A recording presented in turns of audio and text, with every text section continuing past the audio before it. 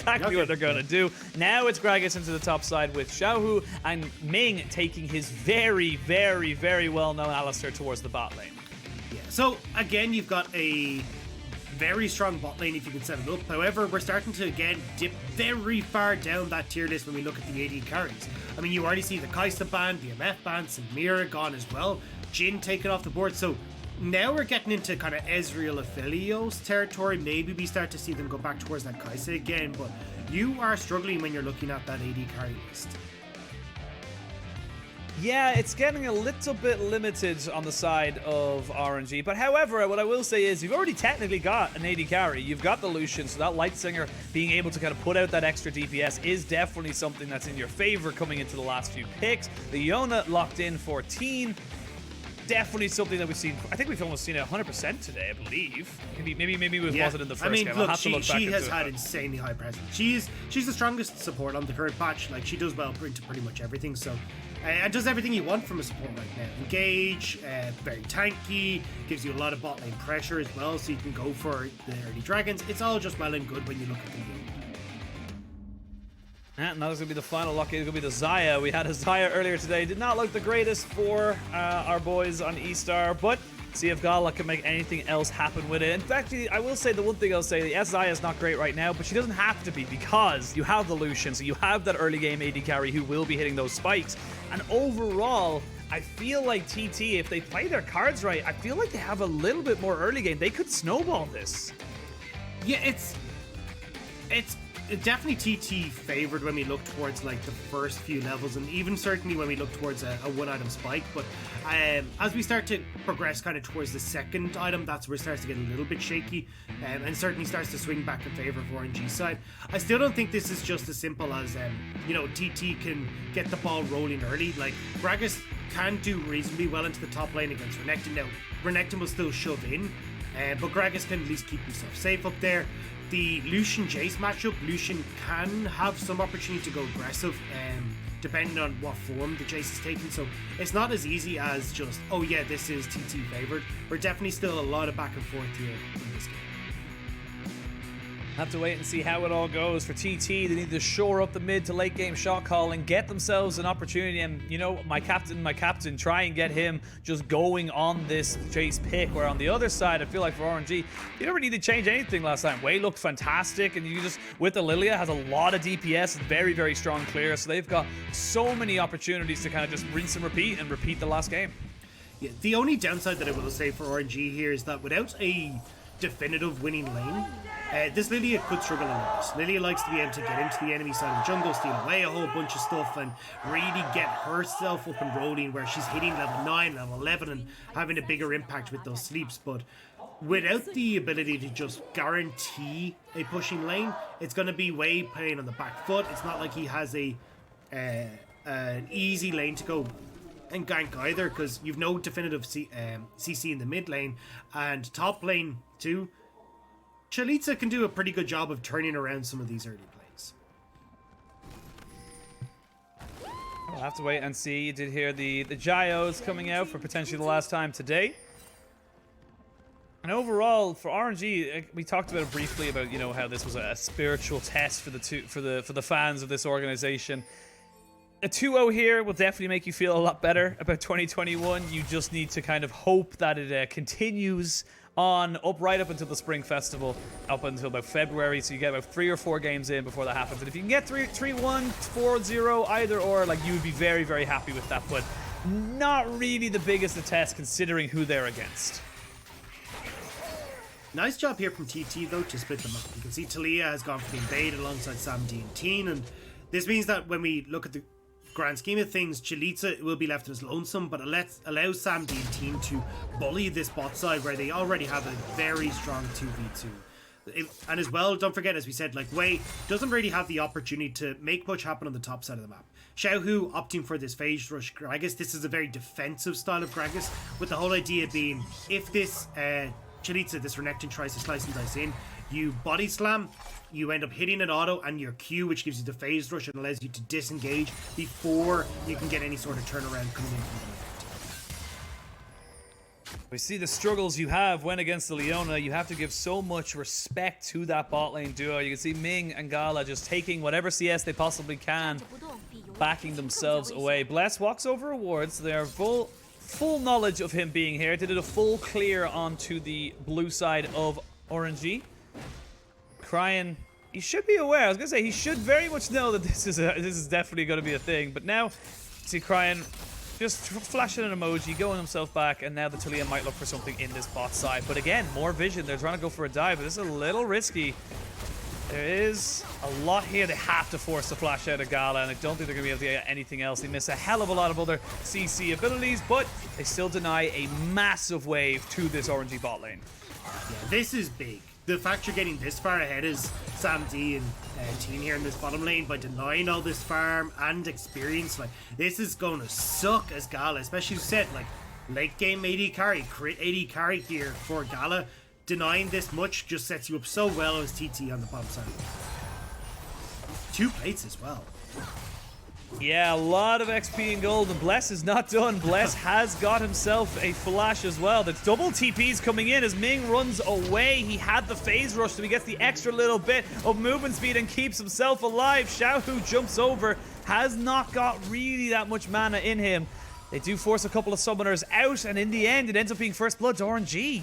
The first blood does go across, but I think the damage has been done. You're 12 CS down in the spot side. You didn't get the kill. You're still a level behind Sam D and Teen as well. Like, this is bad news bears. Now, the kill doesn't go across to Cryan, which is fantastic. Will help him out in this double AD matchup in the mid lane.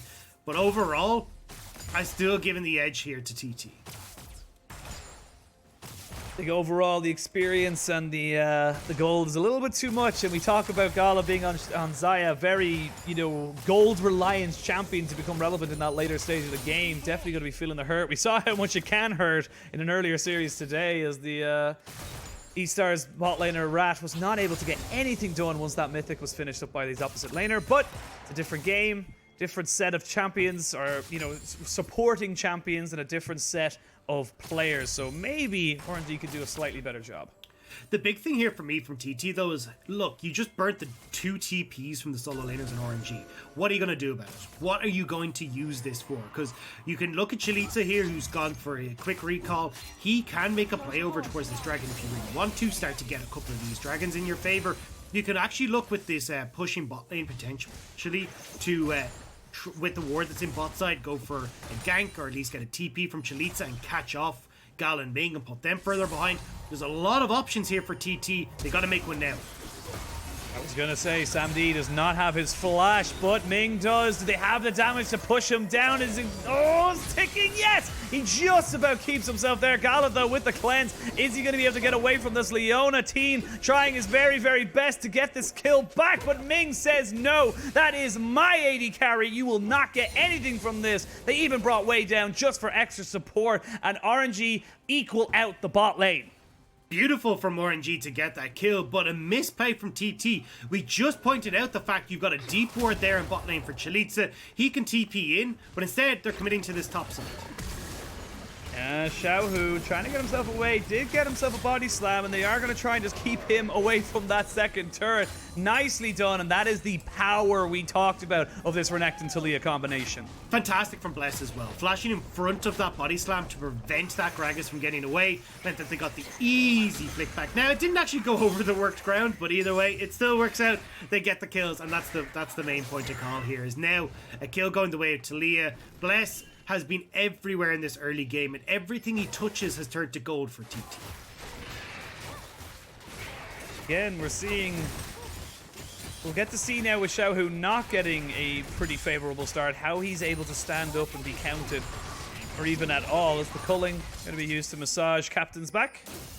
Free of charge, of course. And again, just backing away, and overall, you're looking at the CSs, you're looking at kind of the way the map state is. It's a 1,000 gold lead, or just a little bit under it for TT, as they just kind of had the opportunity to get these advantages from the just better laning.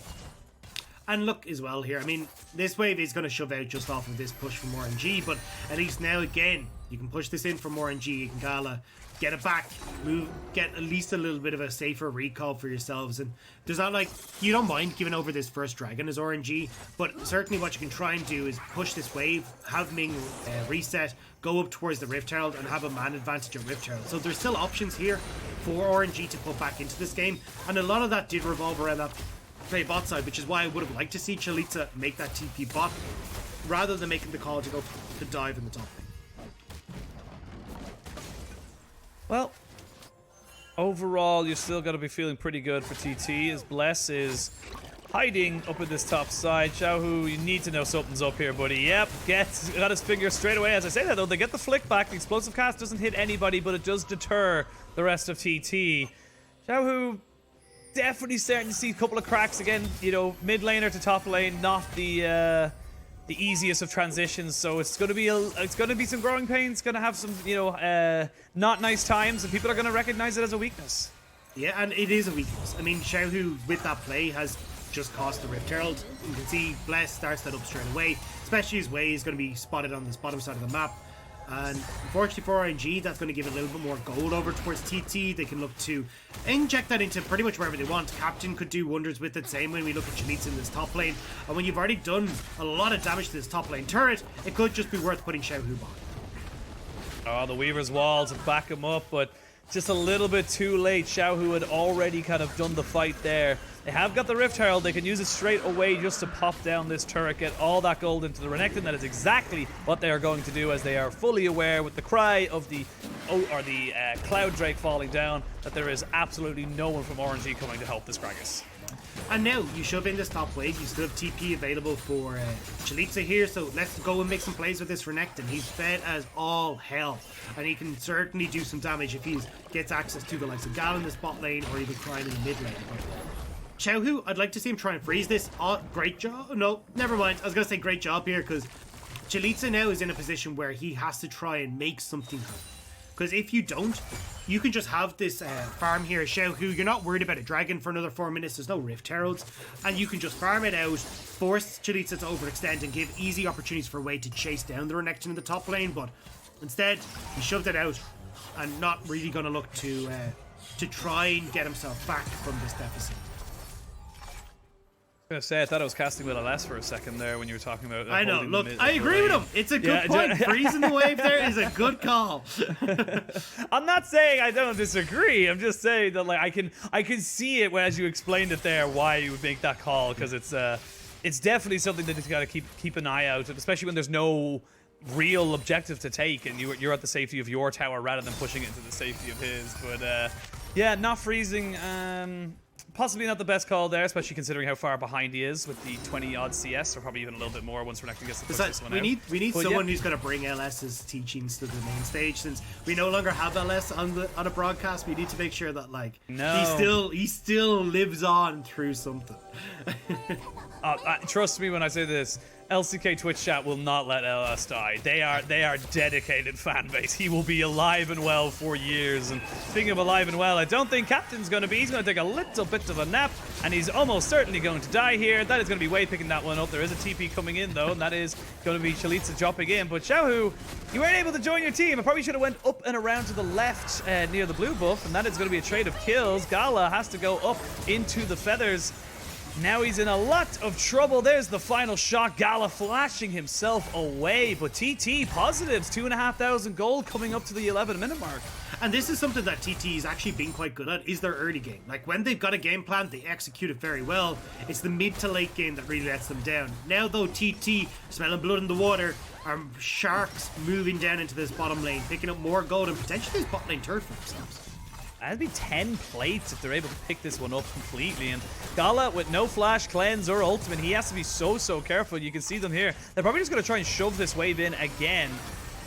And maybe just look for that last little bit of plating, because right now they're just in total control. This is the fear we kind of had with RNG, where it was like if you know, Xiaohu isn't on someone who's able to get further and further ahead, if he has to play a role carry or roll to his carries, is he going to be able to kind of stand up to that? And it doesn't look like it right now on this Gragas. He hasn't had the best of starts in this game. it's been pretty sad here, especially with the amount of pressure that Bless has been able to exert on the top side. We saw them split the map in the early game, and I thought, okay, maybe we'll get full attention down towards this bot side, but Bless has been so good this game, realizing, hey, look, you know what, with the massive XP and gold difference that's come from the CS we denied in those early games, bot lane's fine. Sam D and T, you're on your own now. I'm going to go invest more time into Shalitza. We're going to become best of friends and make sure that Xiaohu has no fun time in this game. I'm crying. Not crying just yet, as he gets himself out with the relentless pursuit. And overall, with the dragon coming up in just under, or just over a minute, excuse me, all these players are going to start looking at, where's my first mythic item coming in? Where's the money coming from? Who are we going to look to try and send first? Because Wei's had a good start to this game in terms of CSing, but he's not been as impactful as Bless. And I feel like, you know, we're going to probably sound like broken records if you watch this. As I say that way, to be so careful, buddy. You need to back up now as they... Oh, Sam D, though. Sam D's been caught. They had vision. Oh, no. And it's all over again. That feels like the second time we've seen that happen from TT. And this is what I was talking about. Their setup around objectives really lets them down, where one key member will get caught out, and it ends up spoiling the whole lot. Now, RNG in firm control, 20 seconds until this dragon, and you could either try and force the dragon early, or hang on, Ming. Oh, Ming doesn't actually get caught out here, and this is a little bit of no man's land. There's the flash in. They just get the Q down. They're going to drop down the sleep as well, and here is Xiaohu, and everybody just gets bopped up and around. That is a huge amount of damage, and again, TT are caught with their hands in the cookie jar. Oh, God, it's Xiaohu drinking, but it's TT that are buying. He just comes in, bops everyone, dead as you like. RNG get away scot-free, and what was 1 turned into 2 to 3 to 4 kills now for Crying in this mid lane. Kraken Slayer already completed. Dragon goes over to RNG. That was a disastrous call from TT. Oh, they just overforced. We saw this in the last game. They tried to catch out Ming on the Gragas, and they just overstayed their welcome. They had no need. They just lost Sam D as well. That was effectively an ace, because they lost They lost the Jin, Sam D, and then all of a sudden they lost 4 more. Let's see what the plan was here. Watch you look at the pro view quickly of just Sam D. They just caught him straight up. Yeah, I mean, you know that entire time. And great job here, by the way, from Ming. Headbutting to the creep so then he doesn't get CC locked. And then from here, way over the wall, Xiaohu comes in. This body slam. Oh, into Ming knockup. It is nasty to watch. And look, TT paid for their sins. Overall, though, you can see actually in the bottom left-hand corner, though, TT are looking to get towards this second Rift here for themselves. Maybe try and get some more gold, because it had looked so good to begin with. But as always, just not quite able to get themselves in the right place at the right time. More like they're just in the wrong place at the wrong time. They had no real reason to be there. And overall, TT, this is what's going to cripple them this year. This is very similar to kind of what we saw with Dominance. You know, moments of brilliance, moments of like, oh wow, they're controlling it. This looks good. This looks like they could maybe get something going. They had the advantage. They had about 3,000 gold, and now it's equal. And yes, you'll get the Rift Herald in the mid lane, but there's nothing else to kind of go for it. Double sleep. Teen is there, though, to play bodyguard. Ming goes in. He has to get stunned before he can pulverize. And now RNG, they're feeling confident. They're feeling like they can take on the world because they're the ones that go for it. But that might have invited them back straight away as they caught them with the solar flare. And oh, Ming giveth, Ming taketh away. He just absolutely just got himself caught. Weaver's Wall going to keep them away from the tower as they take that one down. Captain is there off to the side. He might try and find a cheeky snipe, but he is on a ward. Now sees it. Good job. And oh, Ming didn't need to go on that, buddy. There's no read to go for there. And yeah, this game is kind of devolving a little bit. Just a smidge. Yeah, I mean, no reason to go get the CC locked, so can't actually get the pulverized portion of the combo off. And Ming as well is operating off the phase rush now. I personally really like the phase rush. It gives you the ability to like chase members down, and specifically to get the E, the trample, that stun off. It's super nice, and just going for these quick combos where you can get in, get out. But you can see there, because you don't have the aftershock, you're not particularly tanky. Forced to burn the Unbreakable fairly quickly, which means the second that goes down, TT go in. Great solar flare, as you said, coming through from Teen to lock things down. And this is why, like, I want TT to succeed.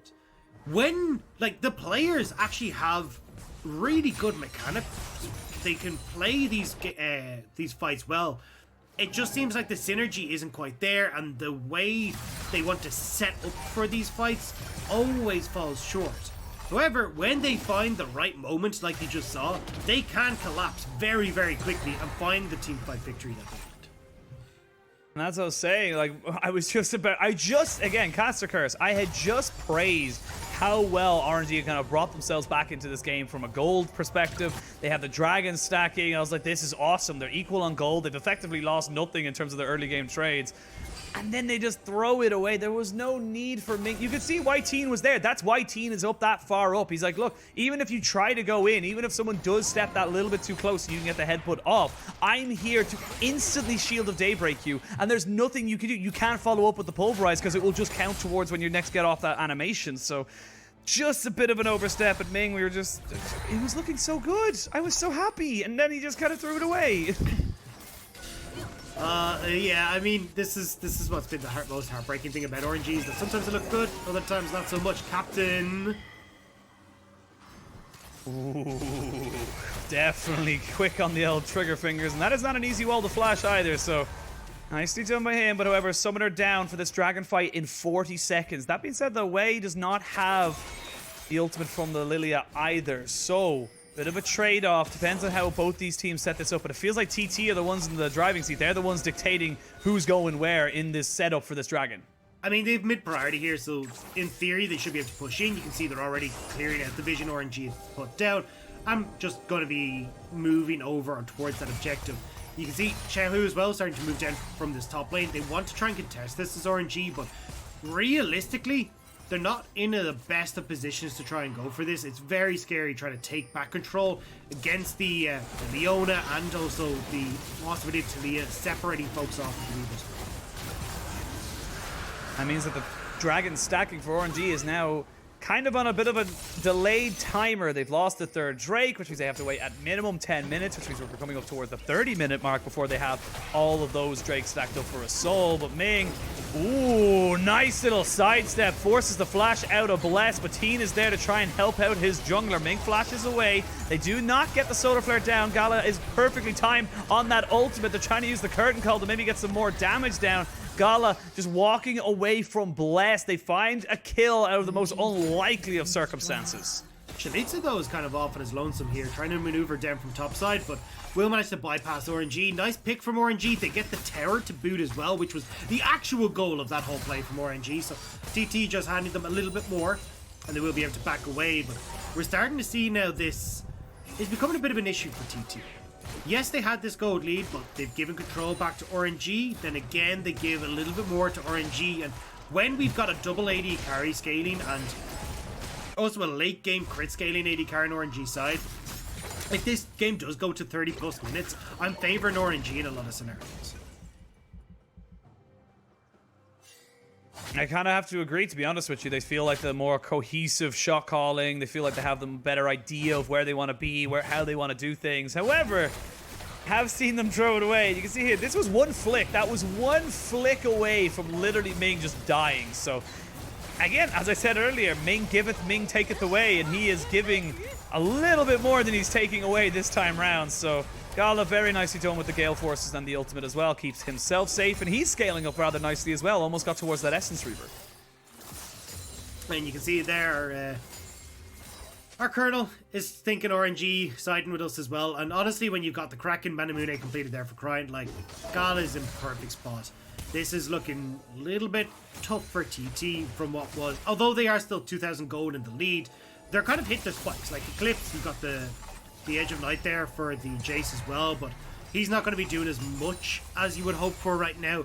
Jhin will get a little bit stronger once he does commit to the Collector, but it's hard for Jhin to find the right fights with how quickly they are happening. Like, the burst potential on both sides is sky high, which makes it very difficult for Sam D to open up with the curtain call and actually find the...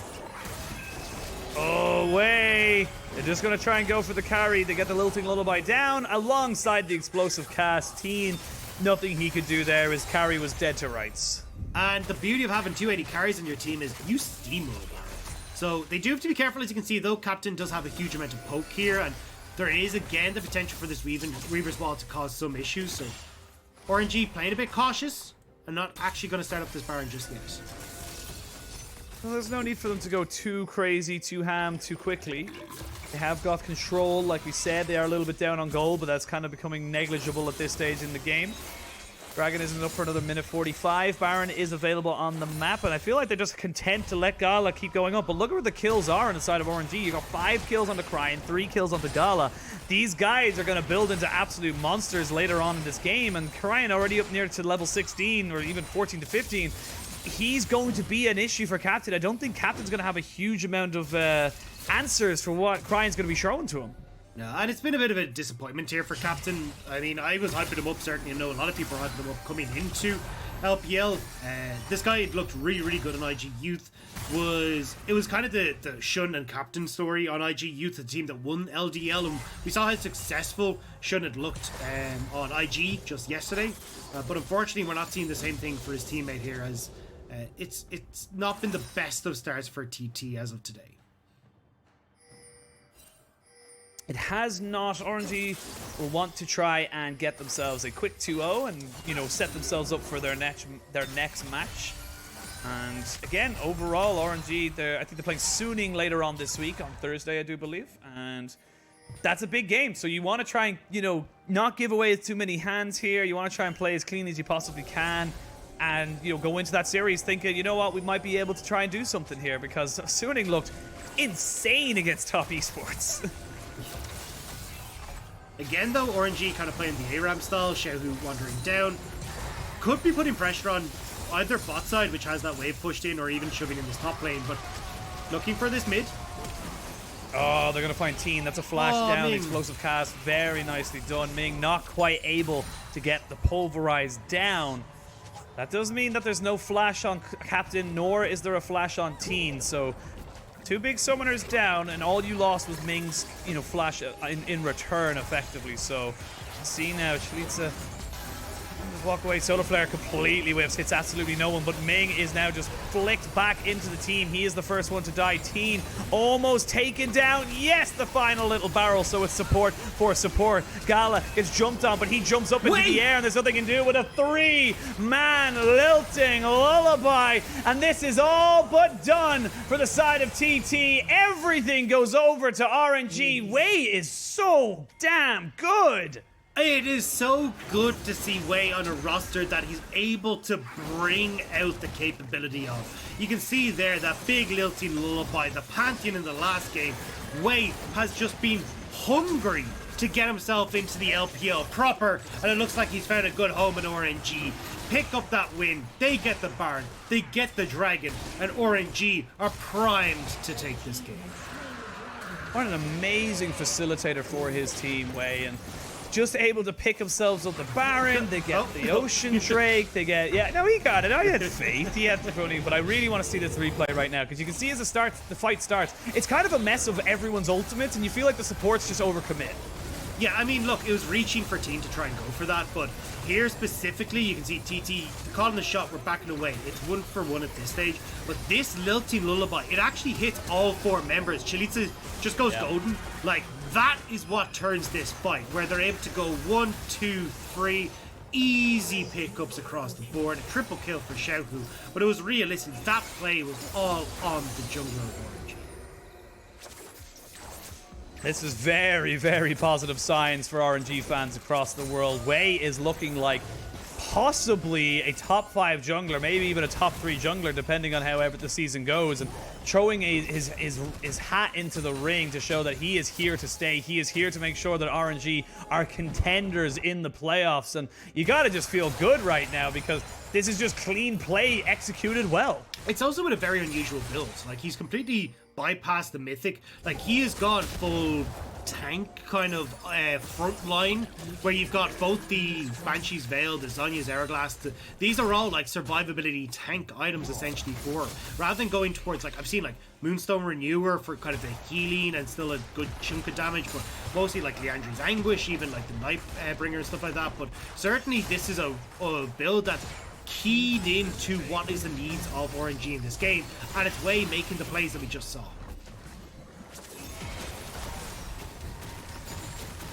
We'll see now where they want to try and go for this. Baron buff is still ticking down. They had a lot of standing gold to take, as there was still a bot lane turret and top lane tier 1 turrets available to the side of RNG. They hadn't really taken anything else there. As I say that though, Gala to be very, very careful, and they're trying to just do this 4v5. They know that the Lucian's not here, but it's just not working. Ming flashes in. They know they can get so much more off of this. They need to just be a little bit careful, though. Very hard to run straight in, and there it is. Rat-tat-tat-tat. Crying going in, trying to do his best impression of the rat, and gets himself another kill. That is almost certainly going to be the game. They have the Baron buff, they have the minions, they've got the inhibitor. That's it, 2-0 RNG. And it's all over. Consider yourselves cold, TT, as RNG will take the 2-0 here today. They're going to try and just keep these going down, get some extra KDAs on top of them there. The Nexus turrets have fallen, and in 28 minutes, they are going to secure this series 2-0, start their season with a good, solid win, and step up into the LPL Spring 2021 split in the right direction. Great game from RNG. Now, we can start to see the potency of Wave from this jungle. The ability of Crying to, especially when he gets on towards these dominant lane champions, what he's capable of doing. But I think the biggest surprise for me was still Game 1 Xiaohu looked so incredibly strong with the Camille. We started to see some cracks forming though in game number 2, where it wasn't quite able to play as well around the lanes and trying to be that side lane pressure as the Gragas, but certainly did his job, and RNG will take a commanding 2-0 lead.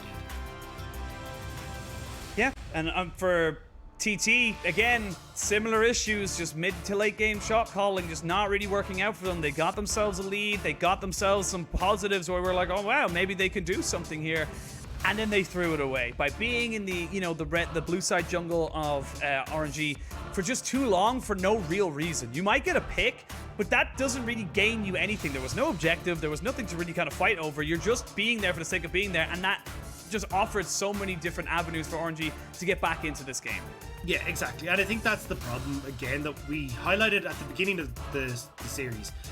TT's early game can be very, very strong, and we saw that come through in game number 2. The problem is when we get to this mid game. Objective setups, how they want to try and approach wave states, getting caught out in very unusual spots, like the entire plethora, a bouquet of mistakes that we saw was on show today coming through from TT. And that's the thing, is that like for a team like this, which is again a very new roster, at least you can try and fix these things, but it is going to cost them a lot if they're not shoring up these fatal errors in a lot of their play.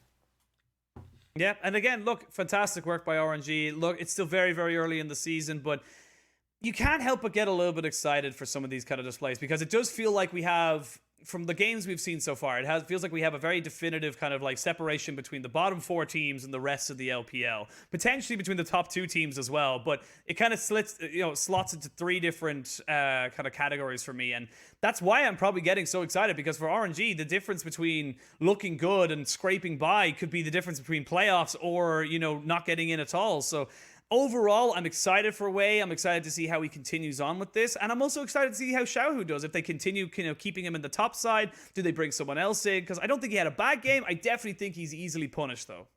Yeah, I'm going to taper my expectations for RNG. I still think TT, I'm sorry for them, are the worst team in the league right now.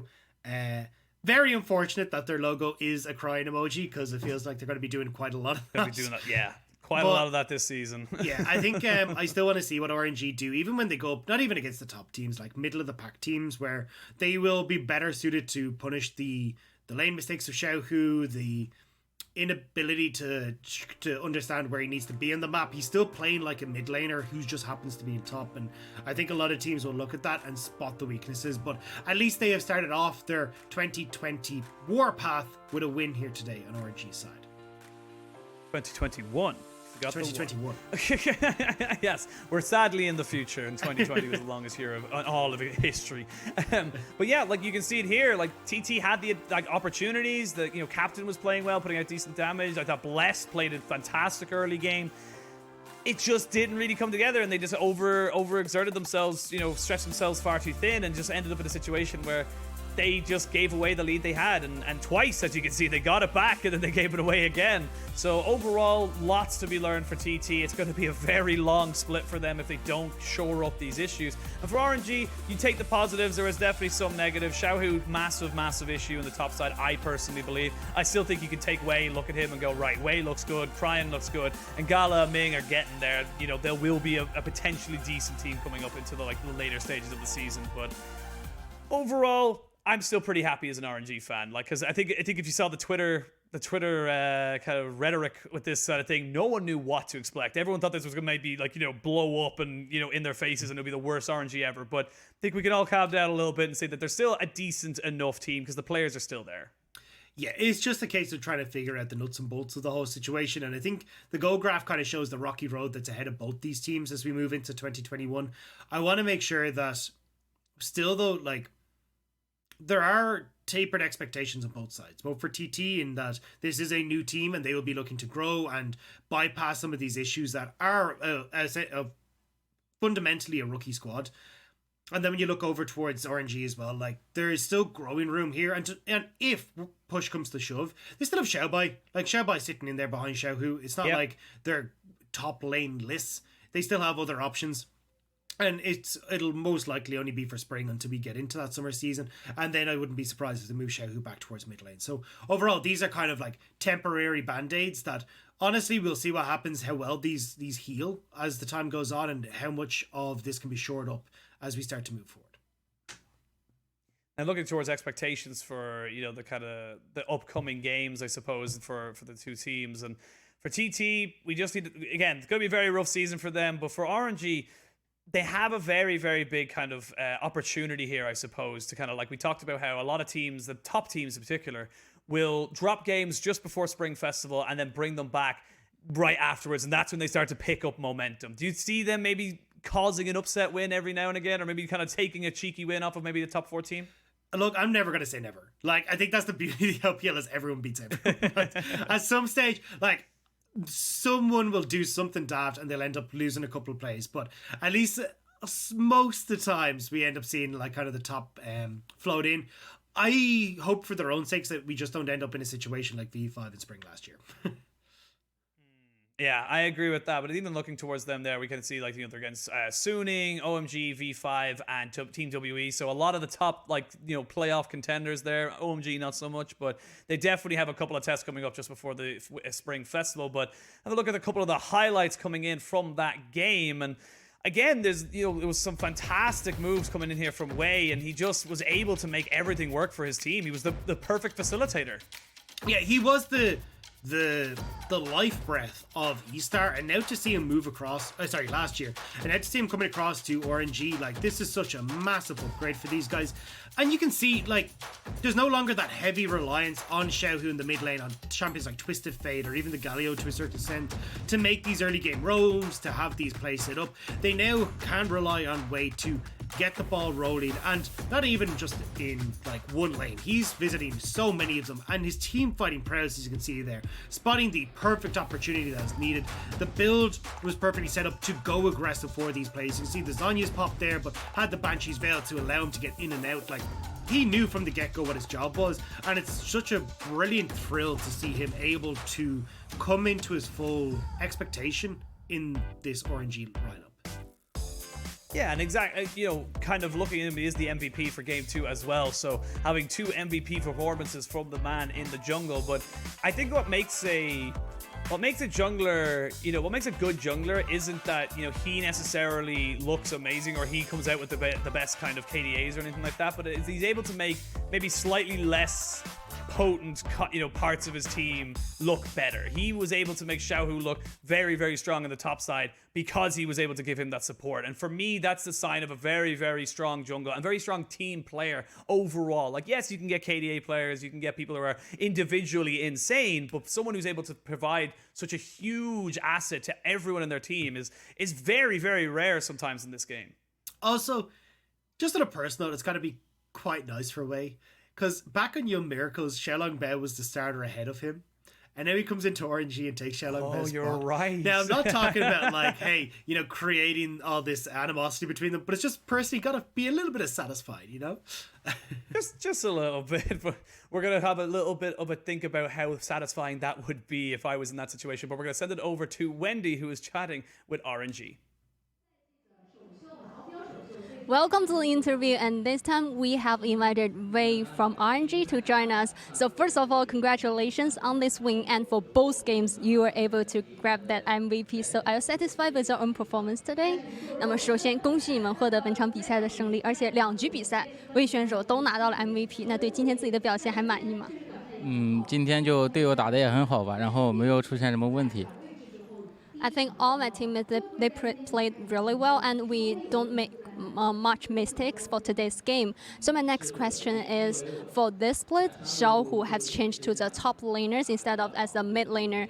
And for today's game, we really seen a very good top jungle synergy, especially in game 1. You ganked to the top twice in a row and helped the game to start with a 2-0. So could we know more about the synergy together with Xiaohu? 那么其实这个赛季小虎也是从中单然后转为了一个上单嘛。那在今天的表现，好像你们的一个配合还是非常非常默契的。像第一局比赛，你是连抓了2波上路，然后让队伍是2-0开局。所以想问一下，现在的一个上野的配合程度怎么样呢？就虎哥打很久了吧，然后他就带着我玩嘛，就我们配合还可以。I think Xiaohu is a veteran player and very experienced. He just led us and led the whole team, so that's why we're able to have very good synergy. And so in terms of the game 2, actually the game like seesawed back and forth. So at which moment did you guys think, yeah, we can get the win? 那么其实第2局比赛还是比较的一个焦灼的。那么你们是从哪一个瞬间就开始觉得说，哎，我们好像能赢下比赛呢？就对面可能就失误了一波吧，然后我们抓到机会了，我们就觉得可以赢。I think the opponents made some mistakes in the mid game, so we just punished their mistakes and to grab that win. And my next question is: there are so many fans that always supporting you and looking forward for RNG's better performance. So could we know your expectations toward the spring split? 那么最后其实有很多粉丝就一直支持着 RNG， 然后也期待着 RNG 有一个非常好的表现。所以最后能不能分享一下关于这个赛季的一个目标呢？就希望像今天一样，然后一直赢下去吧。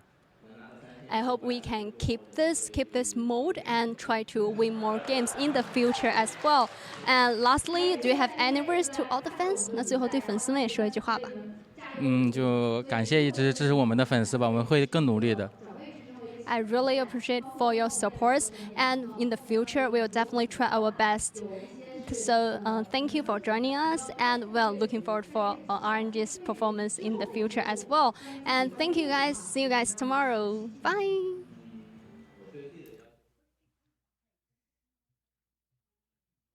Thank you so much, Wendy. And of course, we see keeping it calm, cool, collected, doesn't want to give too much information away, just trying to win as much games as he possibly can. I think that's every League of Legends player, really. It's like, you know what? I just need to win as many games as I can. That's it. That's how you win this game. That's simple. Yeah, just if you win the game, you're going to do well. I mean, it's that simple. Just keep winning.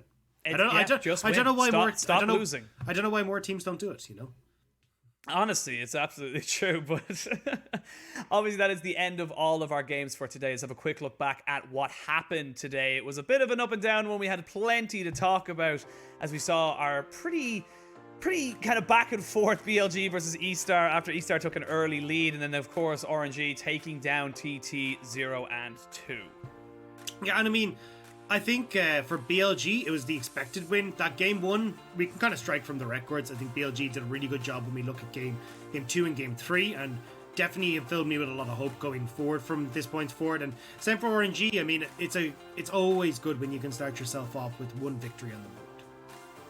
Yep, 1 victory, no losses in the series either. And let's have a look at tomorrow's matches. Because don't forget, ladies and gentlemen, we are 7 days a week here on the English broadcast. We got OMG versus FBX, and then Rogue Warriors versus Top Esports. So 2 pretty, I would say, one-sided clashes, but it is the first time we are going to see FBX so far this split. So curious to see how they'll look with their new top laner, Noguri. Yeah, that's the big exciting part for me, is starting to see how FPX start to gel together, especially as, I mean, they already had this character top laner in Con, now bringing in Nuggery seems like an even further extension into that style of play, so I'm excited to see what FPX can bring to the table when they're looking to go for that, and of course getting Top Esports, we're looking to bounce back from their initial loss in the split. Yeah, and honestly, that's pretty much it from us today. Thank you so much for joining us for all of these games. We hope to see you again. Again, remember, we are